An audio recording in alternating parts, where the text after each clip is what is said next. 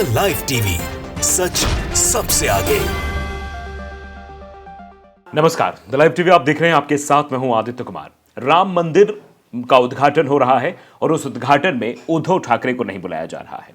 आप जानते हैं कि ठाकरे परिवार का भी इसमें योगदान रहा है। उद्धव ठाकरे हमेशा से राम मंदिर को लेकर आंदोलित रहे हैं और बाला साहब ठाकरे के बारे में तो सभी लोग जानते हैं। ऐसे में उद्धव ठाकरे को आमंत्रण ना देना यह साफ तौर पर इशारा करता है कि भारतीय जनता पार्टी अब नहीं चाहती कि उद्धव ठाकरे इसका क्रेडिट लेकर जाएं और उद्धव ठाकरे बार बार इसका क्रेडिट लेने की कोशिश जरूर करते रहे। तो अपने आप में यह दिखाता है किस तरीके से उन लोगों को नहीं बुलाया जा रहा है, चाहे वो लालकृष्ण आडवाणी या मुरली मनोहर जोशी का हम जिक्र करें। लालकृष्ण आडवाणी और मुरली मनोहर जोशी को भी आमंत्रण नहीं दिया गया।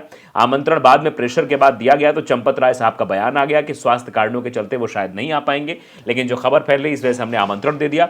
तो आमंत्रण पत्र दिया गया, बातें कही गई, लेकिन सबसे बड़ी बात जो ये कही गई है कि आने वाले समय में इसका रिएक्शन क्या कुछ देखने को मिल सकता है। बाला साहेब ठाकरे का परिवार छोड़कर राम मंदिर उद्घाटन में सबको बुलावा गया है। महाराष्ट्र की राजनीति में सबसे बड़ी बात है कि उद्धव ठाकरे का ना बुलाया जाना। भाई मंदिर बन रहा है, मंदिर में जिन लोगों ने योगदान दिया उन लोगों का वहां पहुंचना जरूरी भी है। जिन लोगों ने सपना देखा था, ऐसा अक्सर होता है, तो लेकिन इस मंदिर में जब ये मंदिर बन रहा है तब ऐसे लोगों को बुलाया नहीं गया है। अयोध्या में राम मंदिर के उद्घाटन समारोह में देश के प्रमुख हस्तियों के लिए आमंत्रित किया गया है। भाजपा नेता गिरीश महाजन ने कहा कि उद्धव ठाकरे को राम मंदिर के उद्घाटन में आमंत्रित नहीं किया गया है क्योंकि उनका नाम सूची में नहीं है। उद्धव ठाकरे का राम मंदिर या कार सेवा के निर्माण से कोई लेना देना नहीं है, इसलिए सरकार ने उन्हें आमंत्रित नहीं किया। उद्धव ठाकरे को इसमें बुरा नहीं लगना चाहिए, यह बात भी कही गई है। नारायण राणे ने बताया कि किसे बुलाया गया और किसे नहीं। उद्धव ठाकरे को नहीं मिला निमंत्रण, भड़के संजय राउत। नारायण राणे बोले, ठाकरे का गुट मंदिर में कोई योगदान नहीं। केंद्र सरकार की वीवीआईपी लिस्ट में 8,500 लोगों के नाम भी हैं। देश भर के हजारों प्रतिष्ठित नागरिकों को अयोध्या में राम मंदिर के उद्घाटन समारोह में आमंत्रित किया गया है, लेकिन दिवंगत शिवसेना प्रमुख बाला साहब ठाकरे के परिवार को आमंत्रित नहीं किया गया है। जबकि बाबरी मस्जिद को गिराने के बाद जब हिंदुत्ववादी नेताओं और कार्यकर्ताओं की धरपकड़ हो रही थी, उस वक्त बाबरी मस्जिद गिराने के लिए शिवसैनिकों को जिम्मेदार ठहराया गया था। तब बाला साहेब ठाकरे ने कहा था कि अगर बाबरी ढांचा मेरे शिवसैनिकों ने गिराया है तो मुझे उन पर गर्व है। राम जन्मभूमि मुक्ति आंदोलन के लंबे संघर्ष के बाद अब जब अयोध्या में राम मंदिर का उद्घाटन हो रहा है तो बाला साहेब ठाकरे के बेटे और महाराष्ट्र के पूर्व मुख्यमंत्री उद्धव ठाकरे को आमंत्रित नहीं किया गया है। बीजेपी के नेता व राज्य के कैबिनेट मंत्री गिरीश महाजन ने सवाल किया कि राम मंदिर के निर्माण में ठाकरे गुट का क्या योगदान है। सरकार की वीवीआईपी लिस्ट में उद्धव ठाकरे का नाम नहीं है, इसीलिए उन्हें उद्घाटन समारोह का निमंत्रण नहीं दिया गया है। समारोह का निमंत्रण करीब 8,500 लोगों को दिया गया है। वे बोल रहे हैं, हमने किया, लेकिन देश की जनता को पता है कि राम मंदिर निर्माण में उद्धव ठाकरे का कोई योगदान नहीं है। उद्धव ठाकरे का नाम केंद्र सरकार की वीवीआईपी लिस्ट में भी नहीं है। हालांकि चर्चा की राम मंदिर उद्घाटन समारोह में मनसे से प्रमुख राज ठाकरे को आमंत्रित किया गया है, परंतु इसकी पुष्टि नहीं हो पाई है। तो आप समझ सकते हैं कि इस पर ठाकरे गुट के नेता विधान परिषद के सदस्य सचिन आहिर ने भी कहा कि हमें निमंत्रण मिले या ना मिले, लेकिन राम मंदिर हमारी आस्था का विषय है। आज जो राम मंदिर के उद्घाटन को इवेंट बना रहे हैं वे उस दौरान भाग गए थे, ये बातें भी वो कह रहे हैं। जिस दिन बाबरी मस्जिद गिरी थी, मुझे याद है जब मैं नीचे वाले कमरे में बैठा था, दोपहर का वक्त था, बाबरी मस्जिद गिरी थी। 1.5 घंटे से 2 घंटे में एक कॉल आई। उन्होंने बाला साहेब से पूछा, यहां कोई जिम्मेदारी लेने को तैयार नहीं है। बीजेपी के सुंदरलाल भंडारी का कहना है कि यह सब हमारे बीजेपी वालों ने नहीं किया है। हो सकता है कि शिवसैनिकों ने ऐसा किया हो, मैं वहां था। मैं आपको बताता हूं, उस वक्त बाला साहेब ने कहा था कि अगर ये मेरे शिवसैनिक हैं तो मुझे उन पर गर्व है। सवाल यह है कि उस समय उस जिम्मेदारी को लेना कितना महत्वपूर्ण था। यह सीधी बात कही गई कि उस जिम्मेदारी को जो उस वक्त ली गई थी उसमें कितना महत्व था, कितनी महत्वपूर्ण वो जिम्मेदारी थी।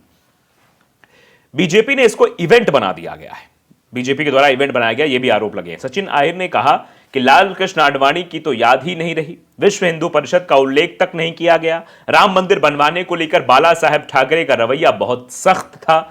इस विषय को आगे बढ़ाने के लिए कहा गया कि लोकसभा में बिल लाया जाए। सुप्रीम कोर्ट के फैसले के बाद यह मामला सुलझ गया। परंतु अब इवेंट किया जा रहा है, जैसे कि उन्होंने वहां जाकर ईंट रखी हो। हमें गर्व है कि राम मंदिर बन गया है, हमें निमंत्रण मिले या ना मिले, हम पिछले साल की तरह भविष्य में भी वहां नतमस्तक होते जाएंगे। ये भी कहा कि भविष्य में भी जाते रहेंगे, अभी भी जाएंगे। जो लोग पूछ रहे हैं कि राम मंदिर के लिए शिवसेना का क्या योगदान है, इस पर जवाब दिया है।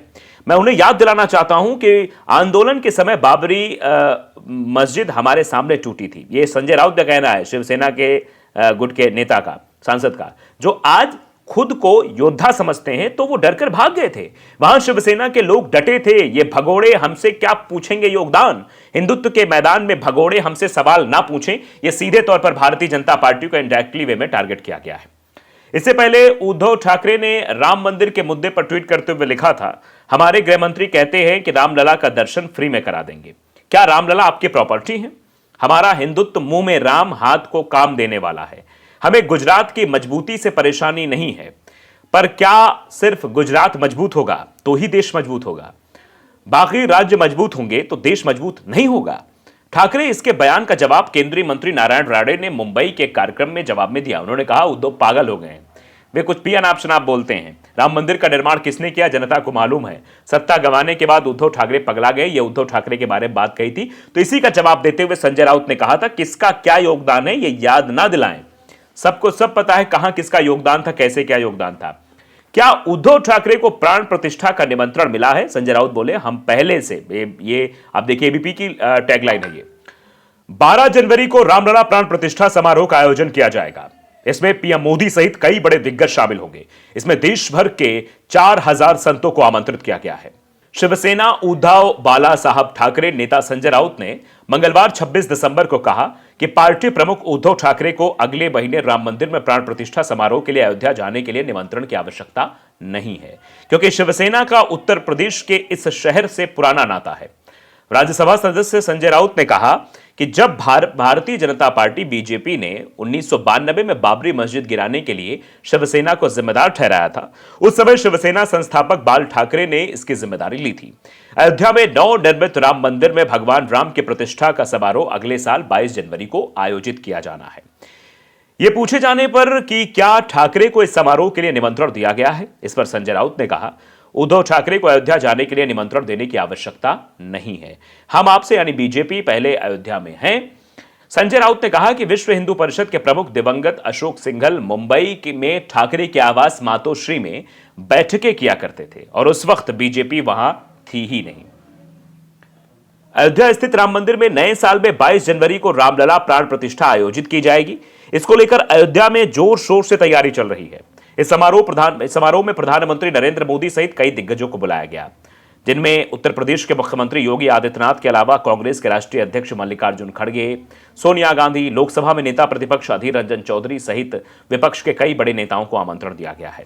इसके अलावा इस मौके पर करीब 8000 वीआईपी मेहमान इस भव्य समारोह में शामिल होंगे।